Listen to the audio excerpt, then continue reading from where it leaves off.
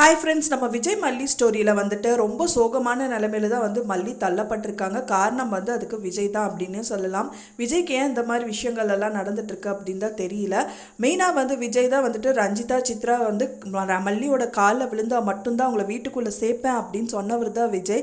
ஆனால் வந்து பார்த்திங்க அப்படின்னா அவங்க 2 பேர் முன்னாடியே வந்து மல்லியை வெளியில் அனுப்புனது அப்படிங்கிறது வந்துட்டு பொறுக்கவே முடியாத ஒரு விஷயங்களாக தான் இருக்கப்படுது. ஸோ இப்போ மல்லியை வந்து வெளியில் அனுப்புனதுக்கப்புறம் போதும் பெண்ணை சித்தி வந்து ரொம்ப ஸ்ட்ராங்காக இன்னும் விஜய்க்காக அப்படின்னு சொல்லிட்டு ரொம்பவே சீன் கிரியேட் பண்ணி இந்த மாதிரி வந்துட்டு நான் விட்டு கிளம்பி போகிறேன் அப்படிங்கிற மாதிரி சீன் கிரியேட் பண்ணுறாங்க. அப்புறம் ஃபைனலாக பேகை வைங்க சித்தி அப்படிங்கிற மாதிரி சொல்கிறாங்க. நீங்கள் எதுக்கு வெளியில் போகணும் அப்படிங்கிற மாதிரியெல்லாம் கேட்குறாங்க. காலில் விழுகட்டுமா அப்படிங்கிற அளவுக்கு போயிடுறாங்க விஜய் அப்படின்னே சொல்லலாம்.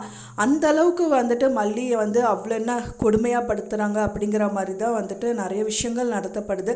அந்த குழந்தைங்க என்ன தான் கோவமாக பேசினா கூட மல்லியம்மா தான் எனக்கு வேணும் அப்படின்னு தான் நிற்கும். மல்லியம்மாக்காக தான் இப்போ அவங்க அப்பா வந்து காலும் பண்ண சொல்லியிருக்காங்க.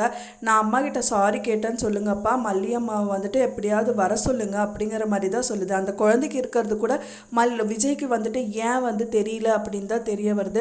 அந்த குழந்தைய கொடுமைப்படுத்துகிற மல்லியாக இருந்தால் அந்த குழந்தைய வந்துட்டு மல்லியம்மா வீட்டுக்கு கூட்டிகிட்டு வாங்கப்பான்னு சொல்லாது. அது வந்து கண்டிப்பாக விஜய்க்கு தெரிஞ்சிருக்கலாம். இருந்தாலும் ஏன் இப்படியெல்லாம் நடந்துக்கிறாரு அப்படின்னு தெரியல.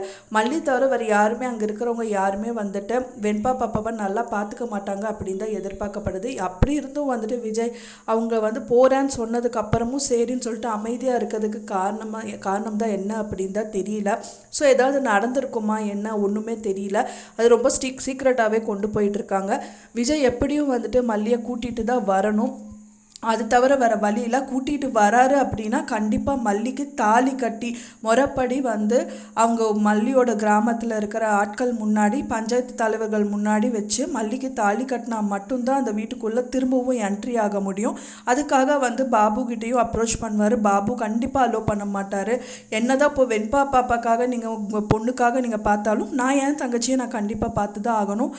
அவ்வளோ கேவலப்பட்ட அந்த தங்கச்சி வந்து அங்கே இருக்கிறதுக்கு நான் அலோவ் பண்ண மாட்டேன் அப்படின்னு தான் சொல்லுவாங்க.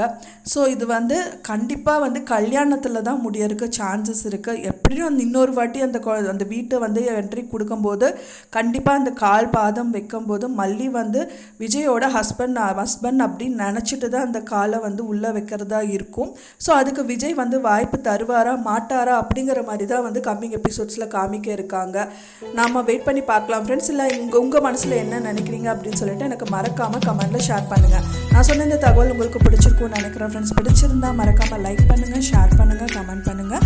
மேலும் இன்னொரு மல்லி சீரியல் அப்டேட்டோட நெக்ஸ்ட் மீட் பண்ணுறேன். தேங்க்ஸ் ஃபார் வாட்சிங் மை வீடியோ ஃப்ரெண்ட்ஸ். நெக்ஸ்ட் வீடியோவில் பார்க்கலாம்.